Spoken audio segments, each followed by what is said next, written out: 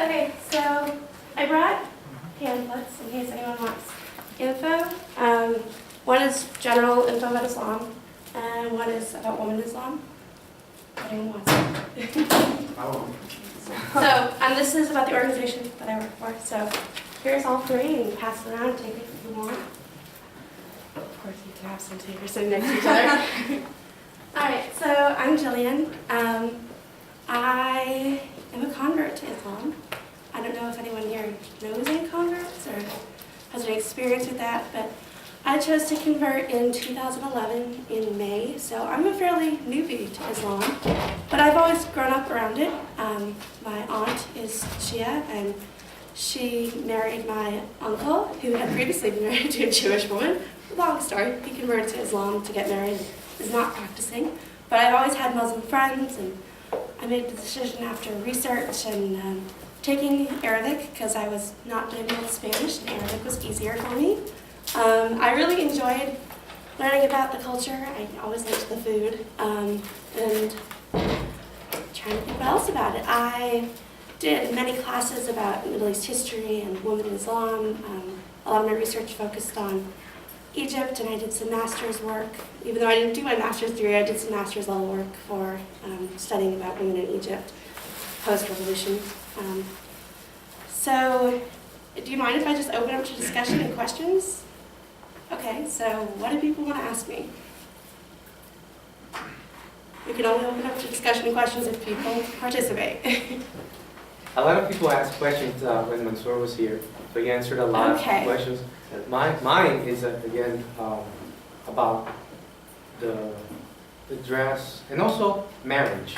Because some people probably say, oh, men have multiple wives and they, and all this and that. Can you talk about? Yeah, okay. So let's start the first question that you had.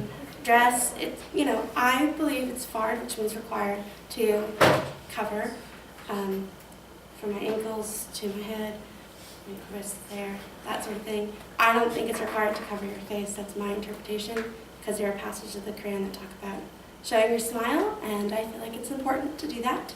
But there are other Muslims who will get in big conversations with you about how the tops of your feet must be covered with socks, and very interesting, minutiae details from hadiths that aren't from the Quran, and it's debatable on who you follow and what you believe, and it's kind of a woman's own choice. Some men do try to dictate their wives' clothing, but most wouldn't get away with that. But lots of Muslims women are very outspoken. Yeah. Is it hard to stay that covered up, especially since you live in Florida? I'm new to Florida, so this is like really intense for me. I moved here last March, so I did experience the summer in Florida, and it was very hot. I wear light layers. That's when I wear lighter scarves. But I first started wearing hijab pretty much right after I converted, July, when I was living in North Carolina when I was a student. And going to class every day in the summer in my headscarf was hot, and I didn't know how to pin it properly, and I would just use whatever my mom and my grandmother had, and I would pin them all kinds of crazy ways. I'd be in the middle of exam on the computer, and they would slide back. It was a very interesting experience. I'd be like, I'm just going to go to the restroom. They're like, no, you're taking an exam. I'd be pinning it on the side, trying to make it stay on. Because I really wanted to be committed to it. If I was going to practice it, I wanted to be 100% practicing it, not halfway okay, I'm going to wear hijab on some days, or I'm not going to on others, or not wear it correctly. So my interpretation of correct, I wanted to follow it. Next question you had about marriage. Okay, so I'm going to go back to a different angle of polygamy. A lot of people think that as a convert, that's the first thing I get asked is, did your husband make you convert? I'm like, I'm not married. As I said, my uncle decided to convert so he can marry a Muslim woman. That's because a Muslim man can marry a woman of the book, which that again is up for interpretation. Some people think that's just Christian, Jewish, and Muslim. Other people think that means other books. So like Hindu, Buddhist, they have books that are related to them. So it depends. A lot of people in India believe that because they grew up in a country where there's many, many religions. For me, I didn't think it's a huge deal about a woman who was Muslim marrying my Christian uncle, but lo and behold, I was like, wow, that's a big deal. That he really had to say Shahada, which is our pledge of our faith, publicly at the wedding prior to the wedding ceremony, which my aunt and my mom were like, really? I had no idea, because it had happened privately in front of her family and not in front of his, because he was so nervous about telling his family he was going to be Muslim. For me, I am engaged, but I got engaged the same year I converted, just to like mess with my parents' head. So I converted in May, and I started wearing headscarf in July, and I got engaged in September. And I am engaged to a Muslim. He was a Fulbright scholar, and he has since gone back to his country of origin, which is Egypt, and he lives there, and he, inshallah, God willing, will be back this year, but we're waiting on our visa, so everyone keep praying for that, because I really want him to come back. But yeah, that's a big controversy in Islam, is who you marry, why you're marrying, what religion plays in it. And then that brings me to the other point of polygamy. I have known people who are polygamists, Mormon and Muslim. In North Carolina, there's a lot of both. So people are secretly polygamists. They get married overseas where it's not illegal, and then they come to the U.S. and they just keep it quiet, and they just have one wife registered in the U.S. and they keep the other one as a girlfriend. And usually the wife doesn't know about the status difference, because she doesn't do the taxes or she doesn't do that part of the banking.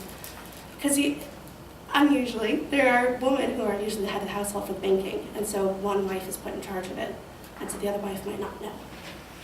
That's my experience. There are different interpretations, of course, on that, but that's what I've experienced with polygamy and families that do that. I personally don't approve of it, but I've had tensions with that because my fiance has friends that are polygamists in Egypt because it's not illegal. So it's a controversial issue, as you said, but a lot of people can't support both wives. You have to be able to, as the Quran says, love both wives equally, which I don't know about you, but it's really difficult to have even time for one person. I can't imagine having to spend equal time with multiple people. So, that's how that gets really convoluted. Like, are you really giving them equal wealth, equal time? Muslims believe that the dowry goes from the man to the wife, and we still practice that. So before you get married, you are giving a portion of your wealth that you feel like is equal and the wife approves of, and you have to sign a contract before you can have your marriage. And if you can do that for multiple wives, have your equal love, and provide enough for all those families and all the children that will come with that, more power to you. But it's not something I really approve of. Yeah. If I can add something to this discussion on this issue of polygamy. There's a couple different dimensions when people discuss it. One, it's looking at it from a historical background. It's forgetting Muslims or Islam for a second. You'll see in other cultures, like particularly in Africa, you'll see it's still practiced in certain villages. And actually, Nelson Mandela, who was a Christian, may rest in peace, he came from a polygamous family. I don't know how many people actually knew that. So in certain cultures, areas, it's just something that goes on. To us, it seems rather unusual. And if you go back into religious history, like you look at the Old Testament, New Testament, it talks about patriarchs that are common to both Judaism, Christianity, and Islam, where they talk about certain religious personalities like David, Solomon, Abraham having multiple spouses. So this isn't, and as you mentioned with the example of Mormons, this is not something exclusive to Islam, but sometimes when people want to think of Mormons, something like, see, these guys, all they do is marry several women. And a lot of times the historical background as to why certain individuals have done this or where this was necessitated was in times of war, women were left widows. This is a way to enable them to get some sort of financial support so they wouldn't be left out by themselves, especially back in those days where women didn't really have much of a voice or really... Can I interject on that? That's exactly why the Prophet Muhammad, peace be upon him, had multiple wives. Because he had friends that would go off and fight war, and their wife would be left there, and the guy would die, and he'd be like, hey, what am I supposed to do with this woman who is now going to have poverty, and she has children? If I marry her, it's protection, it's safety. It's not about sex or having children. It's more about safety for the woman. He did that with pretty much the majority of his wives, except for Khadijah, the first one, which he had his children with, and the last one, which is Aisha, which is started as a protection thing and ended up with a love story. Yeah. So the other thing also was that, as you mentioned, his first wife, it was just that one woman, and then the thing is, a lot of people may not realize this fact. When it comes to marriage, there's no compulsion in marriage. So let's say hypothetically, and again, this issue of polygamy it's not very common in the Muslim world. But I mean, in certain places, like where you find it most common is probably like in certain countries of the Gulf, like Saudi Arabia and some of the surrounding countries. And you have like small cases of it, like she mentioned Egypt and some other countries, but by and large, it's a very small minority that engage in this practice. It should be mentioned that a person, from a theological perspective, a person cannot be compelled to marry someone. So a person, women who choose to engage in this type of relationship with, like being married to somebody where the guy's already married to somebody else, they're doing it of their own free will. So that's something that should be noted. That when a lot of times you're like, oh my God, look at these harems, these guys are disgusting. And, I mean, no one is forcing these women to. And from a theological perspective, you can't force anybody to marry. There's no concept in Islamic law. Forced marriage is invalid. You cannot force somebody to get married against their will. Despite what you may see culturally in different countries, these stories of child marriage, all these ridiculous things. Again, it's very important to make this distinction between the culture and religion. So then this begs another issue. Okay, so say somebody's like, well, okay, it's all right for. I'll say that men, okay, they marry several wives. Why can't a woman marry several men? Sometimes people have asked this question. But the issue with that is, if a woman takes, from a biological perspective, if a woman would take several husbands, you cannot naturally identify who the father of the child is. Whereas the other way around, when there's children, you can clearly tell if it's a father or it's a mother. Whereas if a woman were to take several husbands, you can't identify, readily or naturally who the father of that child is. And people would say, oh, well, you have DNA testing, and whatnot. But I mean, the thing is, when it comes to these types of norms and laws, it's designed for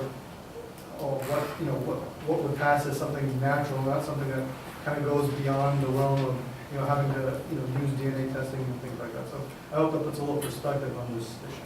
Yeah, another note on marriage is that, as he said, marriages that are forced are not valid. They don't even need to be annulled or divorced. They're just not valid. And if your marriage goes against the laws of your country, that's also not valid, because you're supposed to follow the laws of your country. It's part of Islam. You have to follow the nation of which you belong to. It's in the Quran. I think it's really great that I come from a Catholic background, so I grew up with the whole, you don't divorce ever. Muslims can divorce, which is really kind of awesome. So if you go into a relationship and you don't know that he had another wife, or he has a wife in a different country and you don't know about it, you can get a divorce. Same thing, male can divorce a female. She loves to go out and party every night, you're very conservative and religious, you can get a divorce, which is totally different than my Catholic background, which I thought was really interesting and unique. Does anyone else have any questions on marriage? Yeah. So when you get married, what are the rules for your clothes and your husband? There are no rules for clothes in that. It's all cultural when it comes to your dress for your wedding. So girls who don't wear the headscarf, if you're getting married in a mosque and there's an imam there or a sheikh there who's going to do your ceremony, you usually put a headscarf on because it's a sign of respect. And if you're in a mosque, you should be wearing a headscarf if you're Muslim, because that's where you pray, that's where you worship. Just like pre-Vatican II, I don't know if you guys are that familiar with Catholics, Vatican I, everyone would cover their head with at least a little veil or something when you go into a church. So it's a very similar concept. The men's dress, again, cultural, some wear those long white dresses, some wear, Indian clothes, which are like a pants and a shirt that goes to here. Some wear hats. very dependent on your, ooh, that's bright. Very dependent on your cultural background. So like my fiance is from a very modern family in Suez, and he's probably gonna wear a tux, and I'm probably gonna wear a white dress. I'm hoping to wear my mom's because she wore a long sleeve, so that would work for me. But yeah, it's up to the couple. Yeah, theologically speaking, when it comes to the Islamic marriage, the guy recites one sentence, the woman recites one sentence. And I mean, it's preferable that there's two witnesses, but that's about it. I mean, Yeah. And it's preferable that they're Muslim witnesses. So for me, that's a little bit more awkward because there's something called a wali where I could sign over my, parental rights to a person who is a Muslim for the afternoon for them to do the signing that they were one of the adult male witnesses who gave Jillian to her husband, just like, when your father would hand your hand to your husband when you'd get married. It's a little bit more awkward because my dad's still Catholic, but there are different mosques that might allow him to do it, but there are some that are more conservative. It all depends where I end up getting married. Okay, any more marriage questions?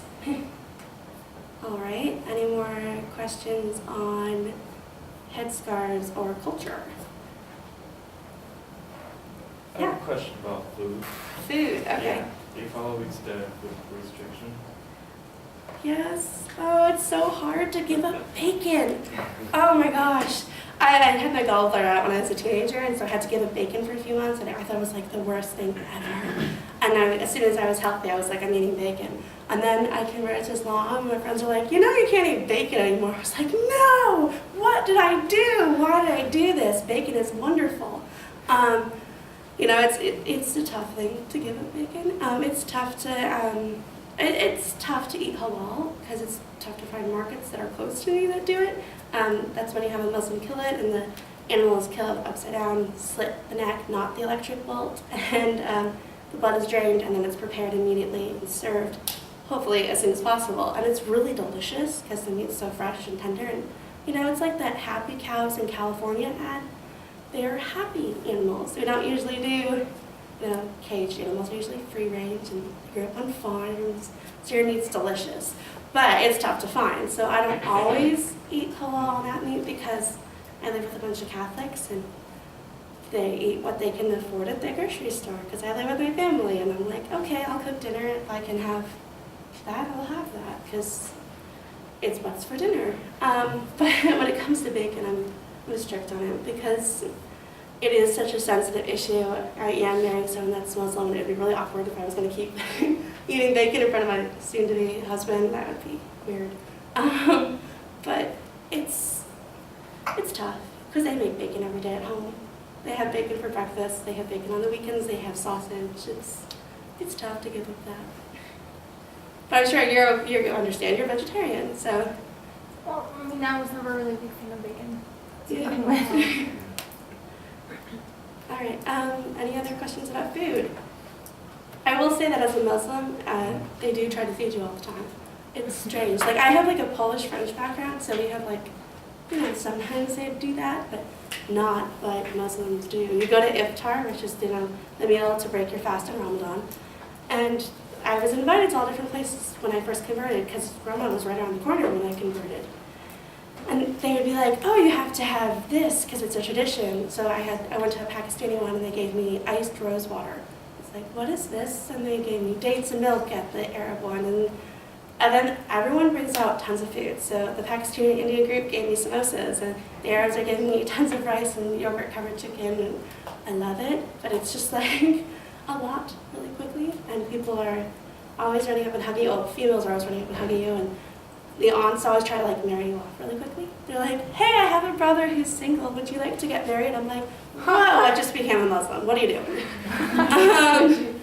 Yeah, so that stuff is a little awkward, but I love going to the iftars and seeing all the different cultures, and it's really cool that that person is a doctor, and that person's a lawyer, and that person's a beggar, and you're all praying together, and you're all covering your head and doing the same steps when you're going through your prayers, and it's really nice in that way, and I really love that sense of community, which is why I work for UMF now, because we're all about that sense of community, which I gave out flyers, and if anyone's interested in volunteering, you don't have to be Muslim to volunteer, and we go out and feed the homeless.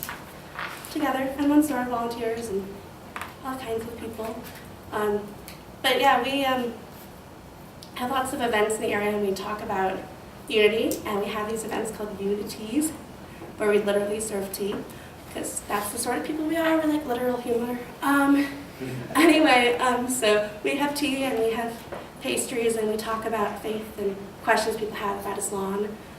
You know, like if people want to know, you know, do you look at the sky when you do this, or do you, you know, spin in circles 3 times before you do that? You know, bizarre things that people have. We try to alleviate those questions from a neutral standpoint. You're not Sunni, not Shia, not Salafin or Alawite or any of that stuff. Just a neutral view. There's some basic fundamentals about Islam. And we also, you know, we work with schools and fill their pantries and all kinds of stuff like that, because our whole goal is to unite people through service. And right now there's a lot of tensions, and I don't know if you guys know, in Florida there's lots of tensions between Sunnis and Shias because we have different mosques, and so we don't interact that often. And so we try to bridge that gap and not be like, hey, just because you go to that mosque and I go to this mosque, we're not different, we're the same, we're all people of faith. Does anyone have any more questions? We still got a little time. Mm-hmm. What was like the major driving factor that caused you to convert? Oh gosh, it's not the most positive thing, but I had been really, really active in my Catholic church, and I had been sick and had to be hospitalized for a while, and my church like totally abandoned me. I was a scholarship student through the Catholic Church. The diocese was paying pretty much 100% for my college education, and they were not happy that I wasn't going to Mass anymore or singing in the choir anymore. So I called my priest and was like, what's going on? My scholarship was just returned to them by the university per your request. And my priest was very supportive, and we talked about Islam, and he actually told me that he was going back to Colombia and converting and going to do dawah, which is a way of getting blessings by helping others see their way to convert. He was going back to Colombia to teach that and be a Muslim and give up the priesthood, because he was so like upset about things happening in the church and really did not like Pope Benedict at all.